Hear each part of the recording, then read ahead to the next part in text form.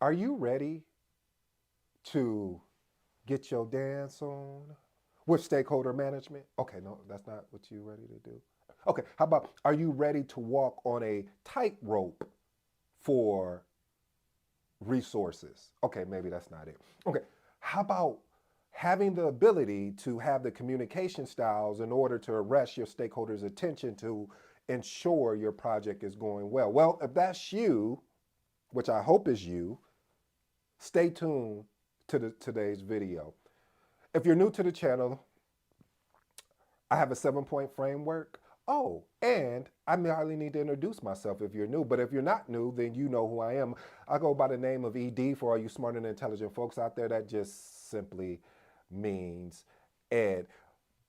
Today's episode is entitled Why, and I do mean why, is project management challenging? Hey, I'm gonna walk you through these 7 points and then as you know, I'm out. First point, dynamic. Ooh, I love that. Dynamic stakeholder management. What does that mean?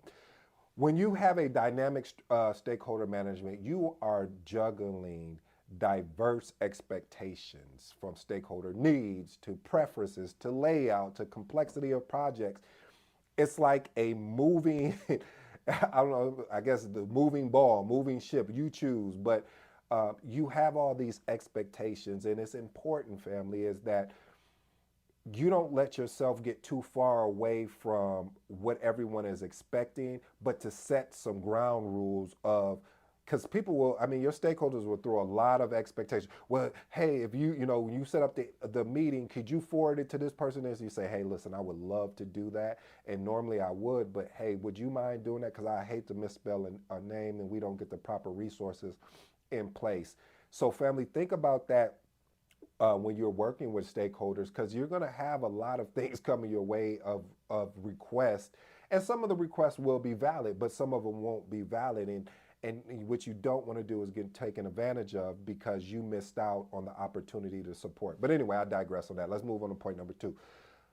Uncertain environments. Listen, with the landscape of projects consistently changing, the impetus of making sure project managers have the ability to do things on the fly. Now, normally I won't talk about doing things on the fly, but there are certain situations where you may have to scrap a whole plan that you've maybe put in months to build and you find out it's not working.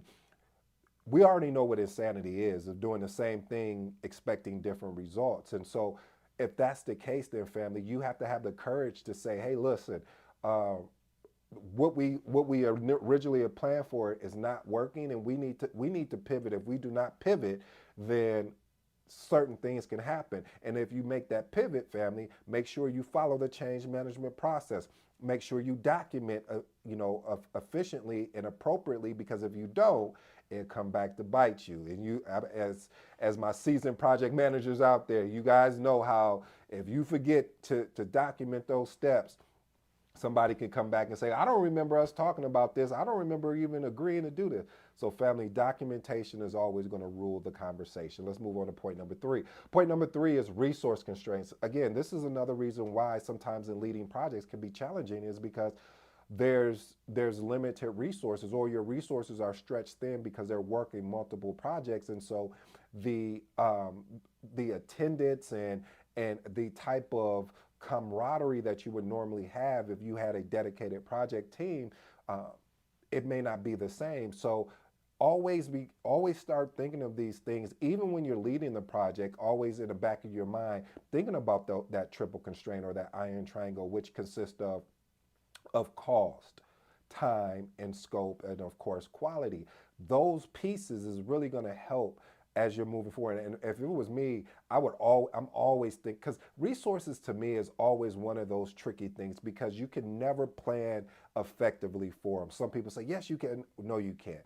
Yeah, you could put a plan in place and say, I have all these resources that are allocated to this time, but something could happen where priorities shift. Let's say that a new mandate is required, and these resources that may be the expertise in their department may be shifted to another department. So you may get new resources in, and you may have to catch them up to where things were at. So that's another reason why resource constraints can have a huge hindrance when you're leading projects and can be challenging.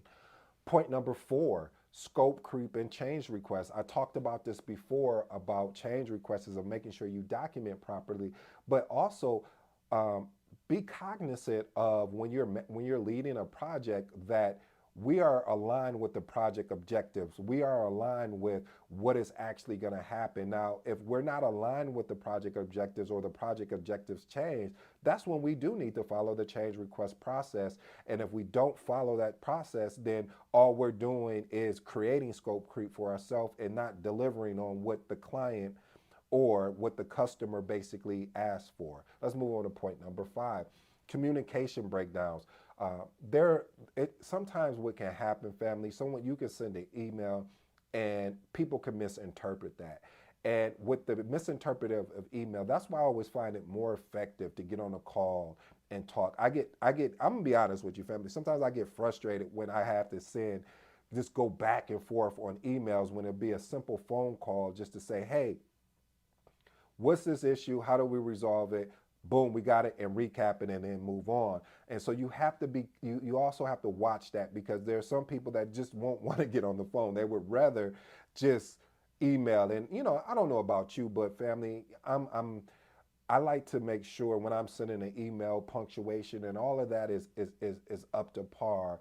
And that takes time to make sure you are, that information is correct, versus getting on the phone, ironing out everything, and then recapping that conversation that you guys are both aligned there. So creating clear and effective communication across the board I'm always going to vote for that, and saying, hey, instead of us sending 30 emails between each other, how about we get on the phone? Okay, I'm sorry, you can see I'm passionate about that. Let me move on to point 6. Point number 6 is risk management. Now, one of the things that I do when I'm leading a project, when I start my meetings, I always want to talk about risk or issues. The reason why I want to start that way is because if that's the long tail of the conversation, meaning that if that's going to be the longest part that may end up, driving the conversation, I don't want to put it at the end. There's a thing that editors are very familiar with. They call it burying your lead. So basically, the most important part, you're putting it at the bottom or above the fold. That's another thing, another technique that is talked about. But when you are leading your project, risk and issues should be the first point of a conversation that when you are having a meeting. The reason why is you want to ensure that you're able to find out, to identify if there's any new risk, address the risks that are sitting there that are dormant, that that have not happened yet. And also thinking about new risks that may be going on. So family, risk and issues to me are always at the top of the agenda of every meeting that you have, so you can take that proactive approach. Point number 7, and my favorite, I should have started off with this first, is versatile leadership. Listen, as a project manager, you have to wear multiple hats. You have to inspire, because I did say leadership, I didn't say management. See, leadership wants to inspire. They want to motivate. They want to encourage you to say, hey, I'm here, not just to say, hey, I'm here to support you, but actually jumping in and showing you. My uncle always used to say, and I may mess it up, but he says, conversation does not rule. Action is always going to rule more, because when I see you putting in action, when I see you not just making an effort, but actually going out and doing what you said you were going to do, that is always going to be looked at as something that is viable. Is always going to be looked at as someone that you always want to work with. If you work with somebody and every time they tell you, like, yeah, you can count on me, and they never showed up, or yeah, you can, I'll do that for you, and they never, and when it's time for them to do what they don't do it, it would become frustrating. So having that versatile leadership, to always be strategic. You know that if you send this email, this person is not going to respond. So if you know that, what do you think you should do? You shouldn't just sit back and say, hey, I'll send an email. No, well, ping them in Slack, ping them in Teams, ping them in a chat formation to say, hey, I sent you an email. You probably get a lot of emails. I'm just want to let you know this is an email that I want you to look at. and leave it at that and see what happens. So you always have to be always trying different things out and being versatile. Don't get stuck in one way. Don't get stuck in the dogma of project management sometimes where, even myself can get caught there of just like, oh, well, it's supposed to be boom, boom, boom. But sometimes it's not step by step. Sometimes you do have to navigate around a step, but always making sure that step that you navigated around, that you're documenting each step appropriately. So family, I hope you enjoyed today's episode. This has been your boy ED. Until next time, I'm out.